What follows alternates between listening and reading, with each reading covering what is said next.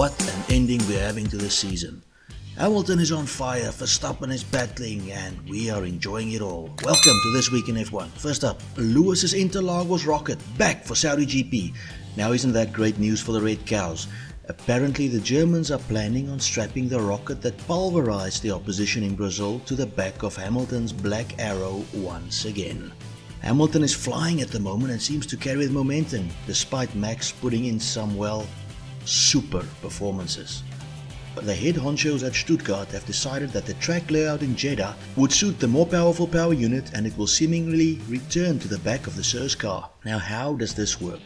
The engine is said to be the one used at Interlagos and can run at higher power settings because it's fresher and doesn't have to last as long as the older units. Mercedes trackside engineering director Andrew Shovlin said, "For Lewis, we've got the more powerful engine to go in the car, so that's going to give him a useful engine." The Tortonator said, "In Saudi it should be a good track for us, but we know this year when we think it's a good one it can turn the other way around. But it's long straights and we will get our spicy equipment out, the engine for Saudi Arabia."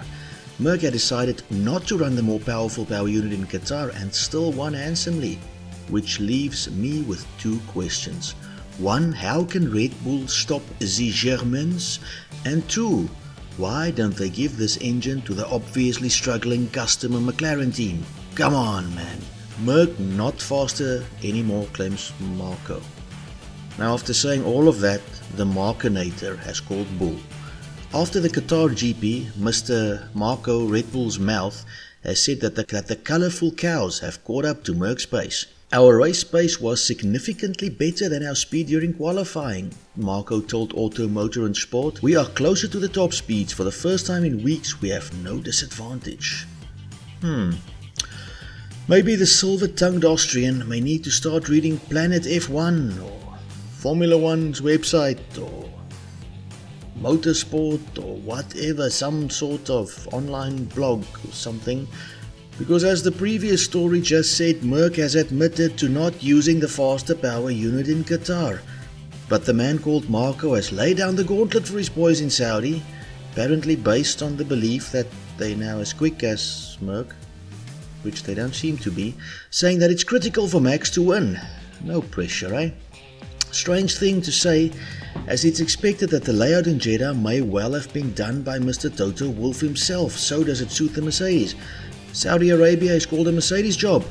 But how did things like this come out this year? We just have to win there, said Marko. Interesting. Alfa Romeo running out of parts. They're losing Kimi. They're having a rubbish season, and now this. Alfa reportedly decided as early as January already to work on next season's car, said team boss Fred Vasseur, which would explain the dwindling performances this time round and being handsomely beaten by Williams. 12 odd points is a lot when you don't score any. And now they are seemingly running out of parts after Kimi and the part-time driver, full-time male model Mr. Giovinazzi both damaged the floors of their cars in Qatar.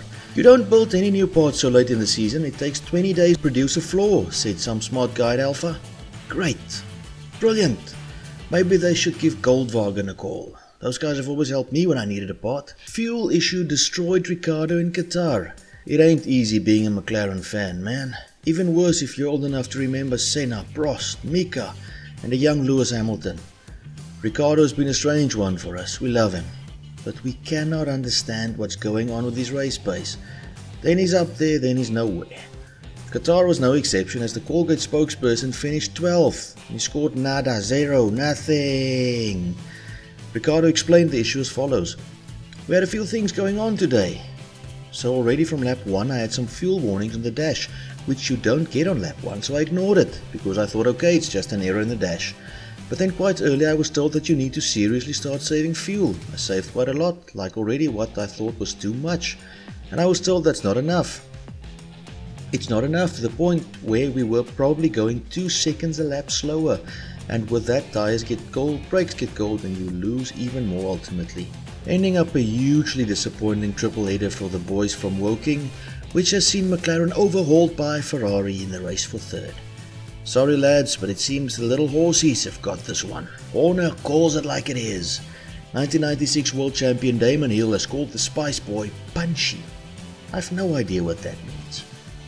But the Horner has replied that he's just straight and will tell people exactly what he thinks.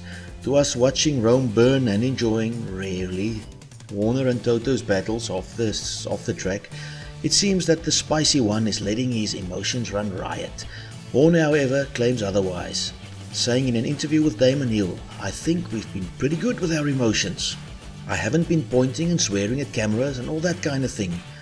To which Mr. Damon Hill called him punchy, getting Horner to respond, "I'm just straight, and I tell you what I think. If I think you're being an arse, then I will tell you that you're being an arse." So was he implying Damon Hill is an arse? Or is he still going on about the FIA or the marshals or Toto or whoever he's crying about now? It's not nice, Mr. Horner. Play nice, man, or otherwise your friends won't want to play with you any. Thought for the week.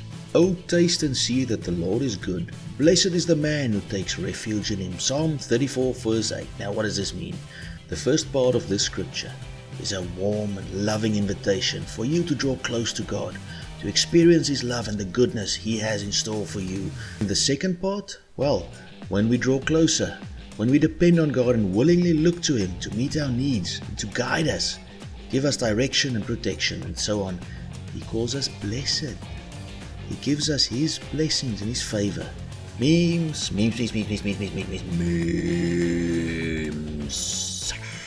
Despite my lame intro, you'll enjoy these. Laugh a little, enjoy it. Smack that sub button and enjoy the weekend with no race. Prepare yourself for an awesome one coming in Saudi Arabia. God bless and enjoy.